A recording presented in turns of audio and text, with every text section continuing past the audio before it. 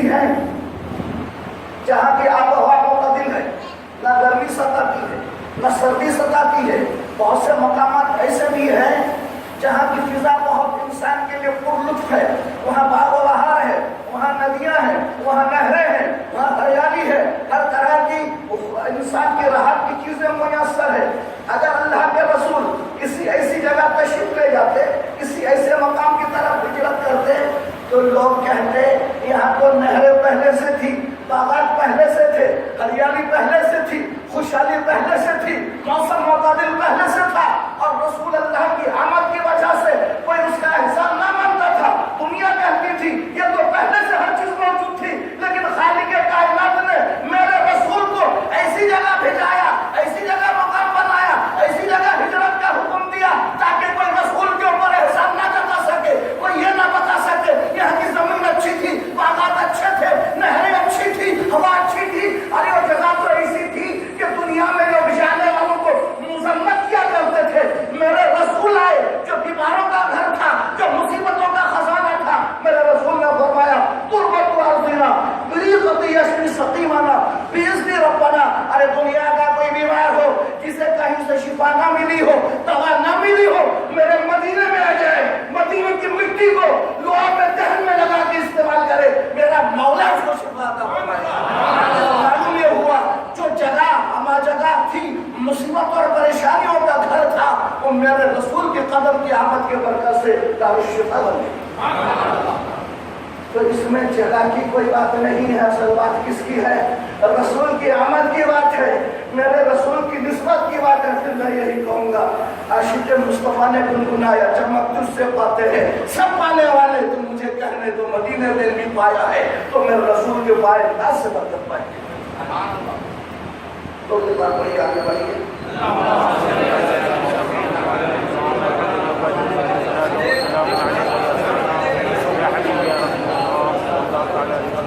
تو بڑی بری جگہ تھی، مضمون جگہ تھی، آنے والوں کی مذمت کی جاتی تھی، اس جگہ کو برکت ملی، اس جگہ کو رحمت ملی، اس جگہ کو شفا ملی، میرے رسول کی نسبت کی وجہ سے اس کی تعریف ہو رہی ہے۔ اور جب اللہ کے رسول وہاں تشریف فرما ہوئے، جلوہ گر ہوئے، اس جگہ کے بارے میں میرے نبی نے ارشاد فرمایا مدینے کے راستوں پر فرشتے متعین ہیں، مقرر ہیں، طاعون دجال یہاں داخل نہیں ہو سکے گا۔ طاعون کیا ہے؟ یہ ایک بڑی لمبی تقریر ہے، اگر میں شرح کروں گا مجھے 4-5 جمعہ چاہیے، میں اس کی زیادہ تفصیل نہیں بول سکتا، اللہ حیات کے موقع کے طور پر۔ پھر فرمایا نبی نے دجال، دجال کیا ہے؟ ایک فتنہ ہے، یہ بھی تشریح طلب ہے، ایمان اور عقیدت میں شامل ہے، اس کی کتابوں میں دجال کے بارے میں بڑی تفصیلات ہے۔ مختصر یہ ہے، طاعون ایک ایسا مرض ہے، ایسی بیماری ہے کہ آدمی کے پیٹ میں درد ہوتا، گلے میں حلق میں درد ہوتا، جسم میں درد ہوتا، شدید بخار ہوتا، کھانا پینا بند ہو جاتا، آدمی دم توڑ دیتا، کوئی علاج نہیں ہوتا۔ اس کی بہت سی علامتیں اور شارحین نے بیان کی ہے۔ اور دجال یہ ہے کہ قرب قیامت میں نزول عیسیٰ کے قریب دنیا کا سب سے بڑا فتنہ ہوگا، دجال کا فتنہ۔ اور یہ دجال کا فتنہ سارے پورے زمین کو تہولا کر ڈالے گا۔ اور میرے نبی نے اپنے شہر مدینے کے لیے ارشاد فرمایا کہ مدینے کے راستے پر فرشتے متعین ہیں، نہ طاعون داخل ہو سکے گا، انہیں ایسی بیماری بھی نہیں آئے گی مدینے میں، اور نہ دجال داخل ہوگا۔ دوسری حدیث میں ارشاد فرمایا کہ دجال احد پہاڑ کی ڈھلان سے نیچے اترے گا اور فرشتہ وہیں سے اس کا رخ شام کی طرف کر دے گا، وہیں وہ ہلاک ہو جائے گا۔ غرض کہ مدینے کی حفاظت کی فکر کسی کو کرے یہ اس کی محبت ہے، لیکن اللہ نے مدینے کی حفاظت ہمارے تمہارے ذمے نہیں دیا، حکومتوں کے ذمے نہیں دیا، عاشقوں کے ذمے نہیں دیا، دنیا والوں کے ذمے نہیں دیا۔ اس مدینے کو خالق کائنات نے اپنے محبوب کے پائے ناز کے تربیت میں مدینہ بنایا، دار الشفا بنایا، یثرب کو تابہ بنایا، مدینہ المنورہ بنایا۔ اس مدینے کی حفاظت کا انتظام خالق کائنات نے خود اپنے ذمے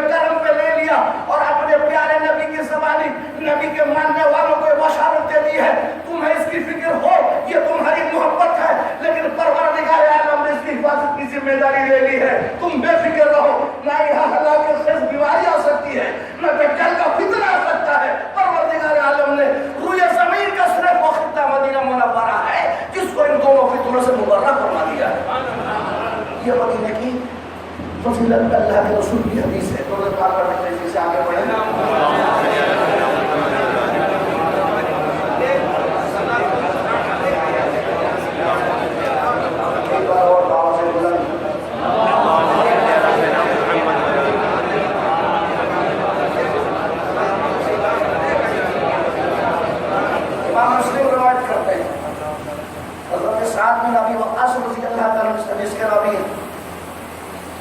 उन्होंने इरशाद फरमाया, मैंने हदीस की इबारत को जो पढ़ा उसमें लिखा है, ला इलाहा अहदुन अहलुल मदीना, यानी जो शख्स अहले मदीना को अजियत पहुंचाने का इरादा करेगा,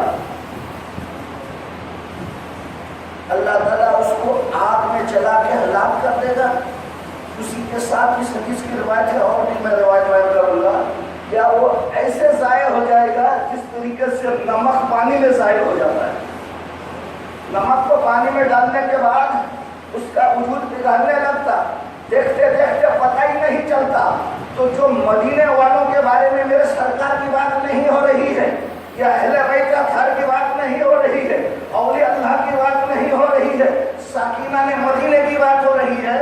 मेरे रसूल ने इरशाद फरमाया, जो मदीने वालों को तकलीफ देने के बारे में इरादा करेगा वो आग में जल के हलाक हो जाएगा, या उसका वजूद इस तरह से पिघलता रहेगा उसको पता नहीं चलेगा, इस तरह से नमक पानी में पिघल के अपने वजूद को पता कर देता है। यह एक शायर है, मैंने 5 लोगों से सुना और मुझे बड़ा अफसोस हुआ। वो कहते हैं जो मदीना वालों को तकलीफ देगा वो हलाक होगा। क्या कहा? जो मदीना वालों को अजियत देगा वो हलाक होगा, जो मदीना वालों को तकलीफ देगा वो हलाक होगा। मैंने कहा इन लोगों ने तो हदीस पढ़ी नहीं है, या अगर पढ़ी है तो हदीस समझे नहीं है। मैंने हदीस में यह नहीं पढ़ा अगर किसी आदमी को तहकीक करना हो, दीनी इत्मीनान के लिए, चैलेंज के लिए, हम किसी के ना चैलेंज कबूल करते ना किसी को चैलेंज करते हैं। अगर दिल के इत्मीनान के लिए किसी को हदीस देखना हो तो आके मेरे पास मेरे दारुल मुताले में बैठ के हदीस देख सकता है और उसके अल्फाज पे गौर कर सकता है। रसूल ने यह नहीं फरमाया जो मदीने वाले को तकलीफ देगा, जो देगा उसकी तो बहुत ही बुरी हालत होगी, जो देगा उसकी बात तो बहुत ही गिरी हुई बात है। नबी ने यह फरमाया जो इरादा करेगा, क्या फरमाया? 40 साल से हदीस पढ़ रहा है, समझ में नहीं आया इरादा में अमल में क्या फर्क है। यही है, मैंने कहा चंदा चमड़ा का इतना असर हुआ कि नकमाउट हो गया और कहा कि जो मदीने वालों को तकलीफ देगा, और मैंने कहा तकलीफ देगा नहीं, तकलीफ देना तो बहुत दूर की बात है, अजियत देना तो बहुत बड़ी घिनौनी हरकत है, अजियत पहुंचा देना यह तो बहुत जलील हरकत है।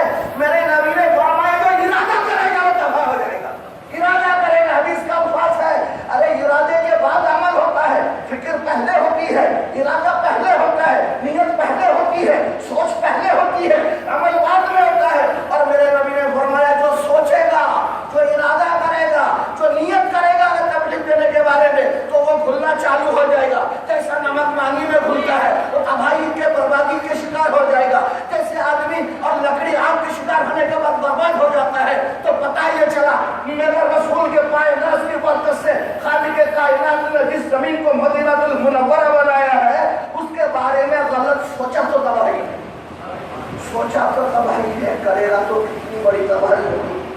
मैं उसका जिक्र नहीं करता। 40 साल से हदीस पढ़ा रहे हैं, अभी तक बोल रहे हैं जो तकलीफ देगा या तो हदीस समझे नहीं है, या पढ़े नहीं है, या फिर जानबूझ के जिहालत का शिकार है, या लोगों को बताना नहीं चाहते कि अमल और इरादे में फर्क क्या है।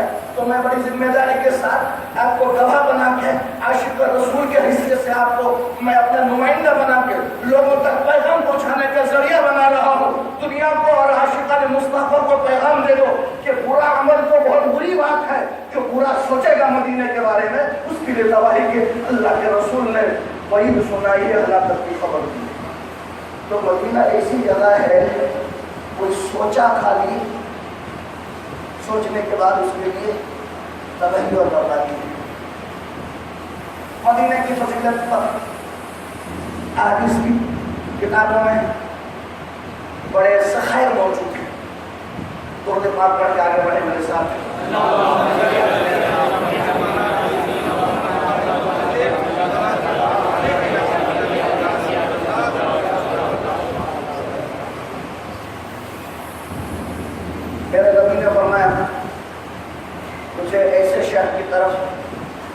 ہجرت کا حکم ہوا ہے، یہ شہر دنیا کی باقی تمام شہروں کو کھا جائے گا۔ یہ ایسا شہر ہے جس طریقے سے بھٹی زیورات کے محل اور کوچے کو کھا جاتی ہے، یہ شہر مدینہ ناپاکی کو کھا جائے گا، گناہوں کو کھا جائے گا، لوگوں کی خباثت کو کھا جائے گا۔ اس حدیث کی شرح کرتے ہوئے علامہ عارفین نے عاشقان مصطفیٰ نے فرمایا، اس کا ایک مفہوم یہ ہے، اگر کوئی آدمی ناپاک یہاں آ جائے تو اس کی ناپاکی جل جائے گی، اگر کوئی گناہ والا آ جائے اس کا گناہ جل جائے گا۔ جس طریقے سے سونا اور چاندی کو صاف کرنے کے لیے بھٹی میں ڈالا جاتا ہے، بھٹی اس کے میل کو جلا دیتی ہے اور اس کو صاف کر دیتی ہے، تو مدینے میں کوئی گنہگار میل والا آ جائے تو یہ شہر خود اس کے میل اور گناہ کو جلا کے اس کے مجلہ اس کو منفع کر دے گا۔ ایک شہر یہ ہے کہ جو خباثت لے کے آئے گا، جو خبیث چیزوں کو لے کے آئے گا، وہ خباثت اور خبیث چیزیں مدینے سے باہر ہو جائیں گی۔ بادشاہ علیہ نے یہ فرمایا کہ جو خبیث آئے گا وہ مدینے میں نہیں رہ سکے گا، مدینے سے باہر چلا جائے گا۔ اور ایک حدیث میں اللہ کے رسول نے ارشاد فرمایا کہ خیر کے باوجود، عافیت کے باوجود، سکون کے باوجود بہت سے لوگ مدینے کو خیر بات کہہ دیں گے، مدینے میں نہیں رہیں گے، مدینے کو چھوڑ دیں گے۔ اللہ کے رسول نے فرمایا کہ پروردگار اس سے اچھے لوگوں کو مدینے میں لائے گا اور بسائے گا۔ تو پتہ چلا مدینہ چھوڑنے والا اچھا نہیں ہے، بلکہ اس سے اچھا وہ ہے جو مدینے میں آ کے بسے، جو مدینے میں آ کے آباد ہو جائے۔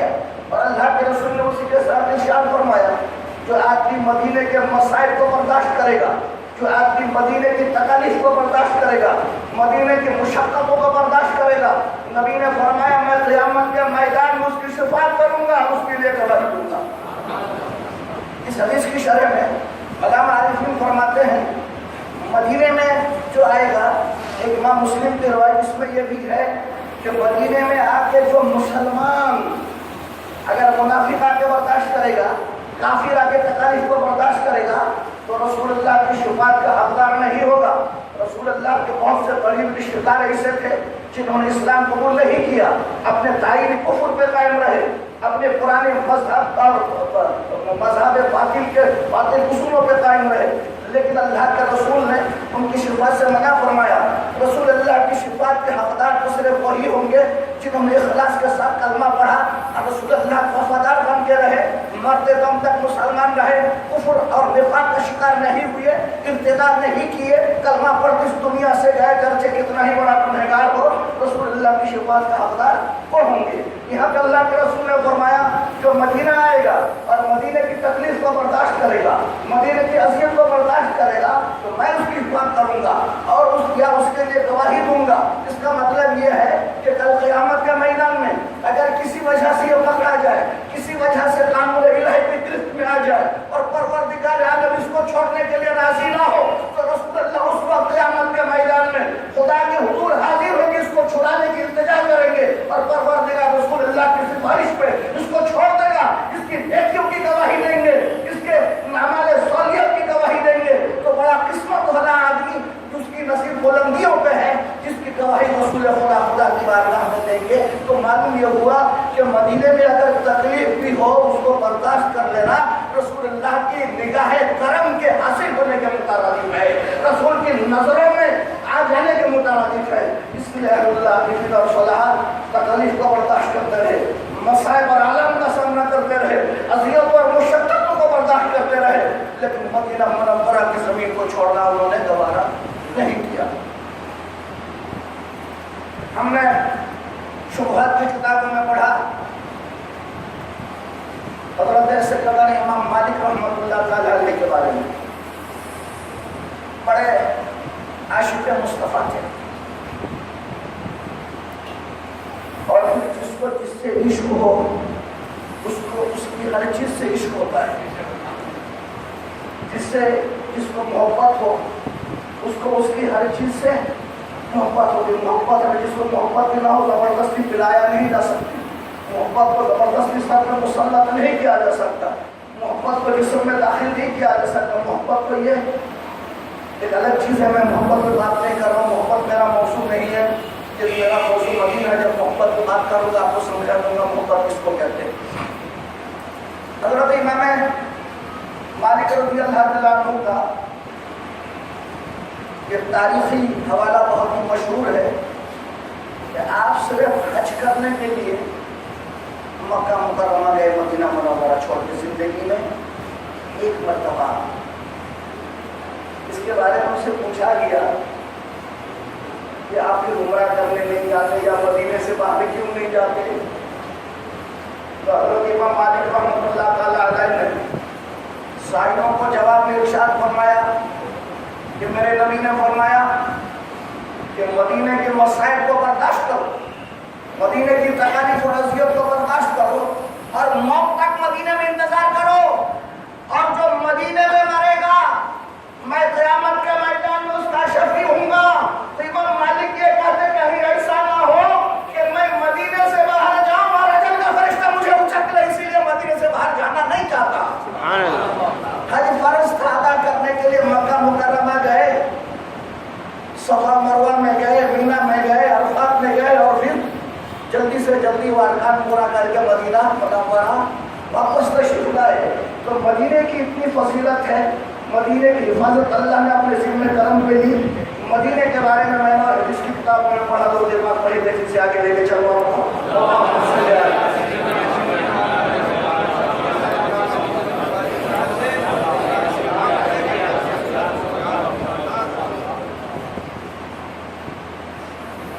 امام مسلم نے روایت کیا, حضرت ابو ہریرہ رضی اللہ تعالیٰ عنہ فرماتے ہیں,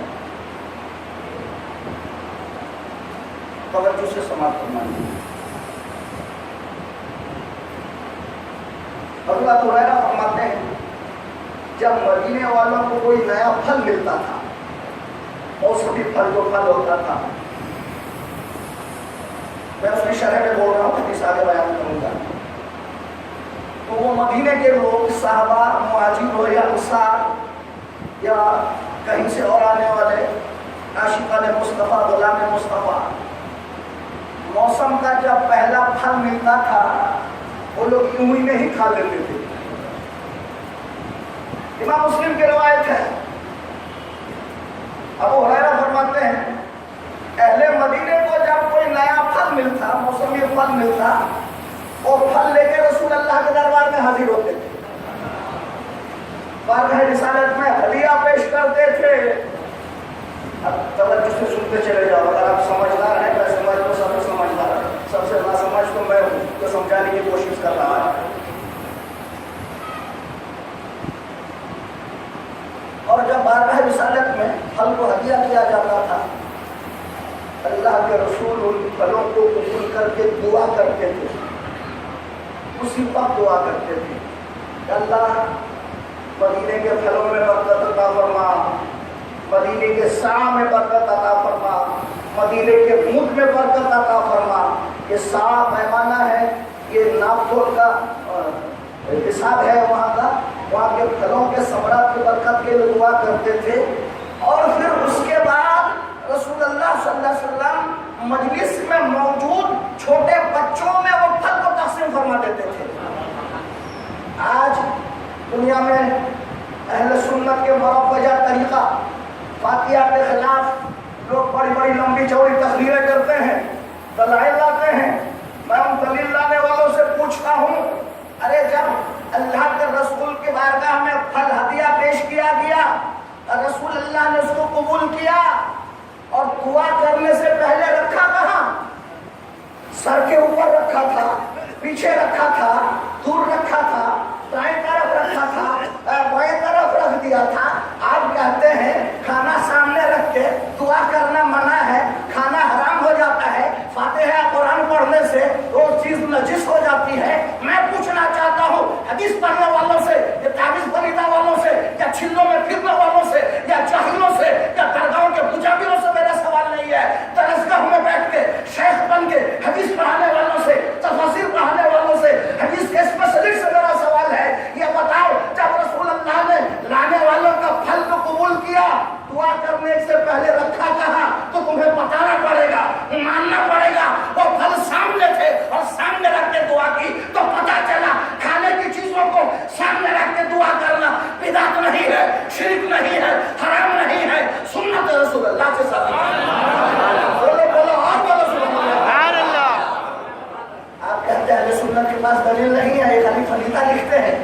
तावीज़ लिखते हैं, खाली मिलादुल्नबी में झंडे लेके नाचते हैं। ये हदीस हमारी घर के नहीं है, मुस्लिम की हदीस है। अल्लाह के रसूल उन फलों को लेके दुआ करते थे। आज अगर हम खाना सामने रख के दुआ करते हैं, फल सामने रख के दुआ करते हैं, ये हमारी बिदात नहीं है, हमारी इजाद नहीं है, ये हमारी खराफत नहीं है, रसूलुल्लाह की सुन्नत है, रसूलुल्लाह का तरीका है। दुनिया पर पैगाम दे दो, सुन्नत रसूल पे सुन्नी मुसलमान अमल करता है। सुभान अल्लाह। ये वो लोग क्यों नहीं खाते थे मदीने वाले पहले, रसूल अल्लाह के पास क्यों लाते थे, ये बहस अलग है, आज इस बहस पे ले आ रहा हूँ। रसूल अल्लाह दुआ करते थे इस मौजू पे, और फिर वहाँ बड़े लोगों में नहीं, अबू बकर को नहीं दिया फल, उमर फारूक को नहीं दिया फल, उस्मान गनी को नहीं दिया फल, अबू हुरैरा को नहीं दिया फल, हजरत बिलाल हबशी को नहीं दिया फल, बल्कि हदीस की रवायत के अबू हुरैरा फरमाते हैं जो छोटे बच्चे होते थे, जो अभी गैर मुकल्लिफ है, जिनके ऊपर शरीयत का कानून का इतलाक नहीं हुआ, जिनके ऊपर फराइज का निफाज नहीं हुआ, जो छोटे बच्चे होते थे, उन छोटे बच्चों में उन फलों को दस्त रिसालत से तकसीम किया जाता था, रिसालत से बांटा जाता था। बच्चों को क्यों दिया जाता था, ये बात की बात है, ये फलसफा अलग है, ये तकरीरी खिताब अलग है। मैं ये बोल रहा हूँ, नबी ने दुआ की, मौला यहाँ के फलों में बरकत अता फरमा, यहाँ की शान में बरकत अता फरमा, मुझ में बरकत अता फरमा। एक नबी आए, नबी के आमद की वजह से फलों को बरकत मिली, मुझ को बरकत मिली, यहाँ के शाम को बरकत मिली, साकिना ने मदीने को बरकत मिली, और खालिक कायनात ने फरमा दिया कि जो मदीने में आएगा मेरे महबूब के दर पे, और मेरा महबूब जिसकी भी सिफात करे उसकी सिफात को कबूल करके उसको जन्नती बना दूंगा। मदीने की फजीलत में हदीस की किताबों में बड़े ज़खायर मौजूद हैं, बड़े दलाइल मौजूद हैं। अल्लाह के महबूब और सरवर का इमामुल अंबिया सल्लल्लाहु अलैहि वसल्लम ने इरशाद फरमाया,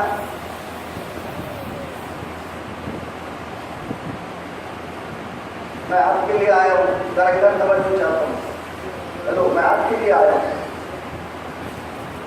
मेरे लिए दुनिया में जगह की कोई कमी नहीं है, हजारों जगह से लोग मुझे बुलाते हैं, आपके वास्ते आया हूँ। आप अपनी बातों में लगे हुए, थोड़ी देर बाद पढ़िए और